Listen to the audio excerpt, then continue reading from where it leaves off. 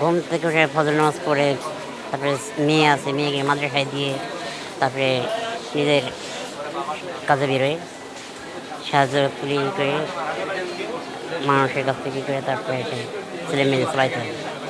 আমরা 4 ভাই 1 বোন, আমরা 2 ভাই এরকম। আলহামদুলিল্লাহ বাচ্চা, বউ বাচ্চা স্বাভাবিক, বউ স্বাভাবিক। কষ্ট হলে কী করবো? একবার প্রথমে ব্যবসা করছিলাম, সেইখানে অনেক টাকা মার খেয়েছি। আবার ঢাকায় এসে ব্যবসা করছিলাম, সেখানে 11 লাখ টাকা মার খেয়েছি। দোকান ছিল আমি করতাম হলো মুদিখানার দোকান, আর ও করতো, বড় ভাই করতে হলো রিক্সার পার্টসের দোকান। কর্মচারীতে আর মানুষ বাকি নিয়ে 2013 সালে ঢাকায় এসেছি।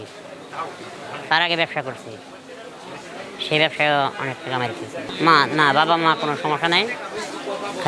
বাবা মা সবাই আমাদের বংশের সবাই আমরা 2 ভাই এরকম 9 পর্যন্ত পড়ালেখা করছি। এখন চিন্তা ভাবনা যে মেয়ে আছে, আছে, তাদের কীভাবে মানুষ করব। পড়ালেখা মাদ্রাসায় পড়া শেষ করে তারপরে ডাক্তারি পড়ানোর চিন্তা ভাবনা আছে।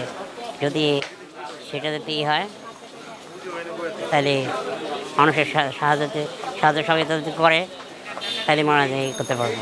আমার নাম মোহাম্মদ মনির খান। 4 ভাই 1 বোন। এই সাহায্য করে চলতে।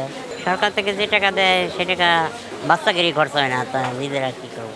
এই 4-5 বছর ধরে ইনকাম একবারে কম, মাসে 15,000 16,000 টাকা হয়।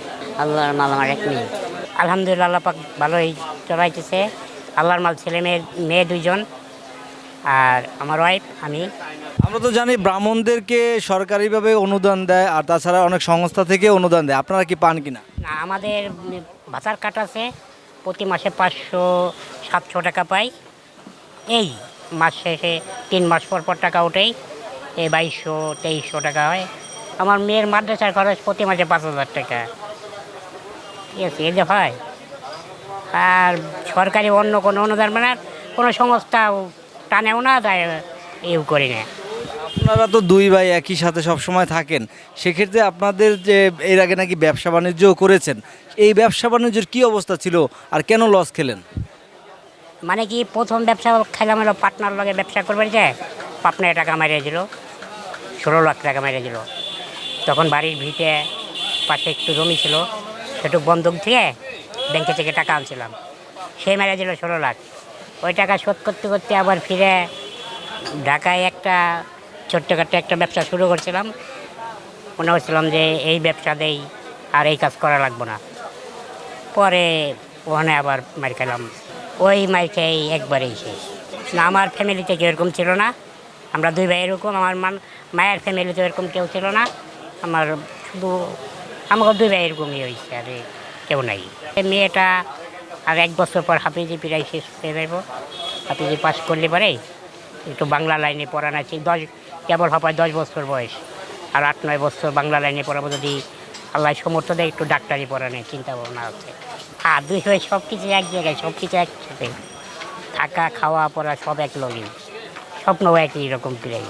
আর আল্লাহ যারটা পূরণ করে, বোঝেন নাই। সব মেয়ে 2টাইতে এক পদের যে লাইনে যাব তা তো আর না। আমারটা এক লাইনে যেতে পারে, তার এক লাইনে যেতে পারে, সে অন্য স্বপ্নে একভাবে করেছে যে দিক যায়। আমার মেয়েদের যদি পড়ালেখার খরচ যদি কম হইতো তাইলে এটাই চাওয়া। সরকারে আর কি একটা ভালো একটা সরকারি একটা স্কুলে ভর্তি করলে পরে এইভাবে যদি তারা কম টম নেই করে, এটাই। তাছাড়া আর বর্তমানে যে চলে আসছে, আমরা যে কামাই করি, এই কামাইটা বর্তমানে ঘর ভাড়ায় ওঠে না। ঠিক আছে, কথা বলছেন, চলতে অনেক কষ্ট হয়ে যায়। সরকারের কাছে কি আবেদন করা যায়? কত 3-4 বার গেছি। যখন আওয়ামী লীগ সরকার ক্ষমতায় ছিল তখন শেখ হাসিনার কাছে গেছি 3-4 বার। আমাদের জন্য না, খালি অনেক প্রতিবন্ধীদের জন্য করছে, তাতে কোনো কাজে আসে নাই।